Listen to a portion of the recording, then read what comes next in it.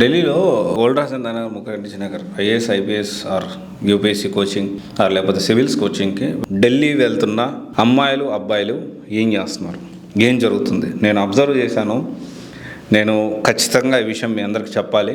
నేను ఒక పేరెంట్ లాగా, ఒక అన్నలాగా నా తమ్ముడో చెల్లో ఢిల్లీకి వెళ్ళి ఇలా తప్పుదారి పడుతూ ఉంటే నా తల్లిదండ్రులకు ఏ విధంగా అయితే నేను చెప్తానో, ఎలాంటి జాగ్రత్తలు చెప్తానో అలాంటి జాగ్రత్తలే ఇప్పుడు ఎవరైతే మనం పేరెంట్స్ ఎవరైతే ఈ వీడియో చూస్తున్నారో వాళ్ళందరికీ కూడా ఎవరైతే స్టూడెంట్స్ ఢిల్లీ వెళ్తే ఎలా చేస్తున్నారు, ఎలా డీవియేట్ అవుతున్నారు, అంటే ఎలా తప్పుదారి పడుతూ ఉన్నారు, ఏం జరుగుతూ ఉంది, అమ్మాయిలు అబ్బాయిలు కలిసి ఏం చేస్తున్నారు అక్కడ, దాని గురించి నేను ఇప్పుడు వీడియోలో చెప్పబోతా ఉన్నాను.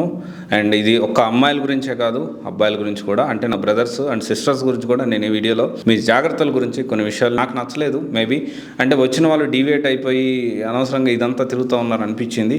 సో ఇదంతా కూడా మీరు కూడా అర్థం చేసుకుంటారని, మీరు కూడా ఈ విషయాలు తెలుసుకుంటారని చెప్పి నేను ఈ వీడియో అయితే అప్డేట్ చేస్తూ ఉన్నాను. అయితే ఢిల్లీలో మనందరికీ తెలుసు కాస్ట్ ఆఫ్ లివింగ్ చాలా ఎక్కువ అని. కొత్తగా నేను ఏం చూశానంటే ఈ క్లాసెస్లో అంటే అక్కడ వీధుల్లో ప్రేమ పౌరాలు ఎక్కువైపోయాయి. అంటే ఈ అమ్మాయిల అబ్బాయిలు కలిసి తిరగడం తప్పేం లేదు, కానీ ఇక్కడ ఏం జరుగుతుందంటే లివింగ్ కల్చర్కి అలవాటు పడుతున్నారు. అక్కడ చాలా ఎక్కువగా ఉంది లివింగ్ కల్చర్. ఎందుకంటే కాస్ట్ ఆఫ్ లివింగ్ ఎక్కువ. డెఫినెట్లీ ఒక 3 BHK తీసుకొని అక్కడ జరుగుతూ ఉందండి. ప్రతి పేరెంట్స్ ఇది తెలుసుకోవాలి. అక్కడ 3 BHK తీసుకొని వీళ్ళు ఏం చేస్తున్నారంటే 3 BHKలో 3 జంటలు, ఒక అబ్బాయి ఒక అమ్మాయి, ఒక అబ్బాయి ఒక అమ్మాయి, ఒక అబ్బాయి ఒక అమ్మాయి.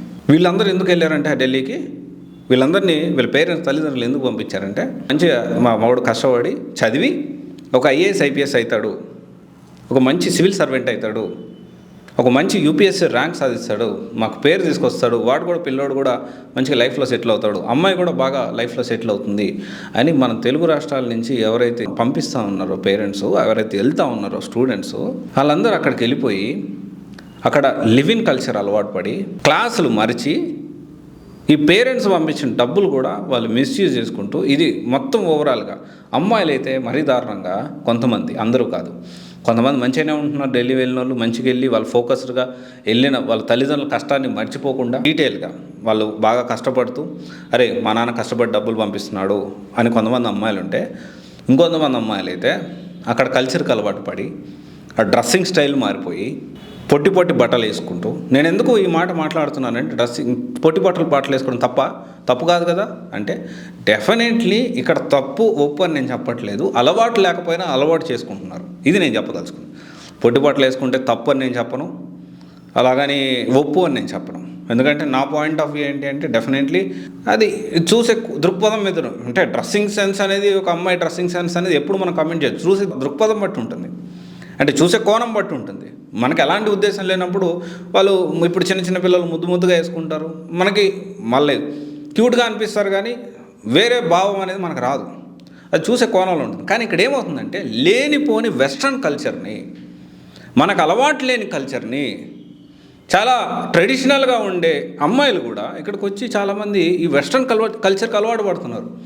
వెస్ట్రన్ కల్చర్ అంటే ఏంటి, ఒక బట్టలు వేసుకోవడం ఒకటే కాదు, పబ్బులకు వెళ్ళడం, రెస్టారెంట్కి వెళ్ళడం, తాగడం, తిరగడం, అంటే ఇవన్నీ UPSC కోచింగ్ వచ్చే స్టూడెంట్స్ చేస్తూ ఉన్నారండి. అంటే ఏమో చేస్తున్నారేమో, అక్కడ ఎన్వైర్న్మెంట్ అయితే అలాగే ఉంది, మీరు క్రాస్ వెరిఫై చేసుకోవాల్సిన అవసరం ఉంది. అక్కడ ఎన్వైర్న్మెంట్ అయితే చాలా డిఫరెంట్గా ఉంది. అండ్ ఇంకోటి వచ్చేసి, అంటే ఇక్కడ నేను ఖచ్చితంగా బల్లబుద్ధి IAS IPS కోచింగ్కి వెళ్ళే ప్రతి అమ్మాయి ఇలాగే చేస్తుంది, ప్రతి అబ్బాయి ఇలాగే చేస్తున్నా అని చెప్పట్లేదు. అలాంటి వాతావరణం ఉంది, కొంతమంది ఇలా చేస్తున్నారని నాకు అనిపిస్తూ ఉంది. నేను వెళ్ళినప్పుడు కూడా నేను ఇది అబ్జర్వ్ చేశాను. ఢిల్లీలో వెరీ రీసెంట్గా నేను 10 రోజుల ముందు వెళ్ళొచ్చా, ఏది మన ఇంటర్వ్యూస్, UPSC ఇంటర్వ్యూస్ జరిగేటప్పుడు ఈ IAS IPS కోసం ఏదైతే ఇంటర్వ్యూస్ జరుగుతాయో వాళ్ళందరినీ కలిసి, దాంతోపాటు అక్కడ ఇన్స్టిట్యూట్లు ఎలా ఉన్నాయి, పిల్లలు ఎలా ఉన్నారు, ఎన్వైర్న్మెంట్ వాతావరణం ఎలా ఉంది, అండ్ మన ఆంధ్ర భవన్, తెలంగాణ భవన్ ఎలా ఉంది, అక్కడ మనం ఇంటర్వ్యూస్కి వెళ్తే ఎలా సపోర్ట్ చేస్తారు, అండ్ అంతా కూడా నేను అబ్జర్వ్ చేయడానికి ఒక పేరెంట్ లాగా, ఒక గార్డియన్ లాగా, ఒక అన్నలాగా అన్నీ వెళ్ళి కనుక్కున్నాను. నేను అంతా కూడా అబ్జర్వ్ చేసిన తర్వాత మీకు ఇది నేను అప్డేట్ చేస్తా ఉన్నాను. అంటే ఇక్కడ ఏమవుతుంది, ఈ అమ్మాయిలు, కొంతమంది అమ్మాయిల గురించి ఫస్ట్ మాట్లాడతాను, అబ్బాయిల గురించి కూడా మాట్లాడేది ఉంది. అమ్మాయిల పేరెంట్స్ కూడా మీరు ఆలోచించారు ఢిల్లీ పంపించేటప్పుడు. ఇంకోటి వచ్చేసి ఏంటంటే ఎక్స్పెన్సివ్ ఉంది. ఇదంతా కూడా ఏంటంటే వచ్చిన పనిని మర్చిపోయి డీవియేట్ అవుతూ ఉన్నారు, తప్పుదారి పడుతూ ఉన్నారు. మనం ఆలోచించుకోవాలి, అసలు నిజంగా ఢిల్లీ పంపించాల్సిన అవసరం ఉందా UPSC కోచింగ్కి? మనకు హైదరాబాద్లో అవకాశం లేదా?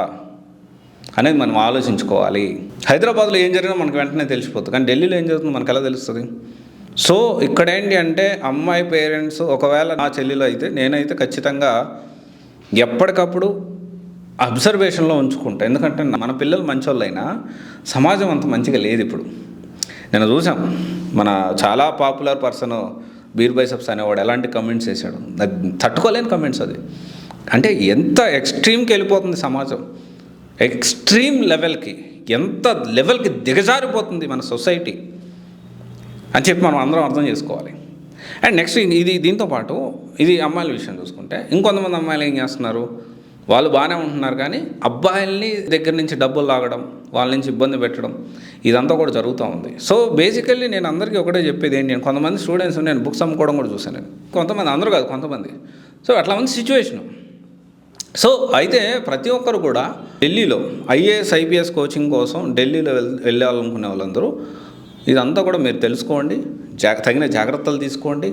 ప్రాపర్గా మన పిల్లల్ని పంపించేటప్పుడు నిజంగా అవసరమా, ఢిల్లీకి పంపించాల్సిన అవసరం ఉందా, నిజంగా ఢిల్లీ ఇన్స్టిట్యూట్లో జాయిన్ అవ్వాలి, ఢిల్లీలో ఇన్స్టిట్యూట్లో హైదరాబాద్లో కూడా వస్తూ ఉన్నారు.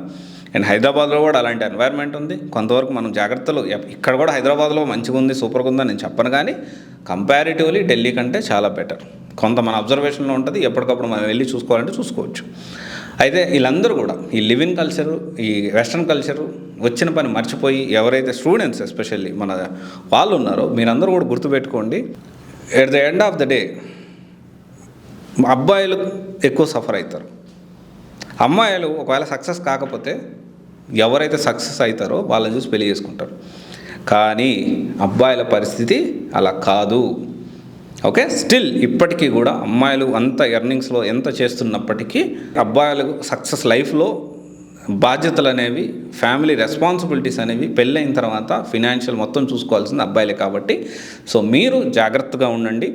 మీరు నిజంగా ఢిల్లీ వెళ్ళి అక్కడే కోచింగ్ తీసుకోవాలనుకుంటే అస్సలు ప్రాబ్లం లేదు, కానీ అస్సలు డీవియేట్ అవ్వకుండా వెళ్ళిన పని ఏంటి, మన పేరెంట్స్ తల్లిదండ్రులు ఎంత కష్టపడుతున్నారు, అమ్మా నాన్న ఎంత కష్టపడుతున్నారు అన్నీ మీరు తెలుసుకొని దాన్ని బట్టి నడుచుకోండి. ఇది చాలా ఇంపార్టెంట్. మీకు ఇప్పుడు నేను చెప్తే కొంతమందికి నచ్చవచ్చు, కొంతమంది నచ్చకపోవచ్చు. మీరు ఫస్ట్ ఎప్పుడైనా గుర్తుపెట్టుకోండి, సక్సెస్ అంటే మీ గర్ల్ ఫ్రెండే మీ సక్సెస్, మీ కెరియరే మీకు చాలా ఇంపార్టెంట్. ఫస్ట్ ప్రయారిటీ ఎప్పుడు కూడా కెరియర్కే ఉండాలి. ఎప్పుడు కూడా ఆఫ్టర్ మ్యారేజ్ అయినా, బిఫోర్ మ్యారేజ్ అయినా, పిల్లలు పుట్టిన తర్వాత అయినా కానీ సెల్ఫ్ కేర్ ఫస్ట్ మనం ఇష్టపడాలి. ఓకే, మనల్ని మనం ఇష్టపడాలి, అది చాలా ఇంపార్టెంట్. ఓకే, ఇది ఒకసారి ఆలోచించండి. Thank you. This is Raj signing off CBSE Guidance Private Limited, one stop solution for all job oriented courses. Thank you.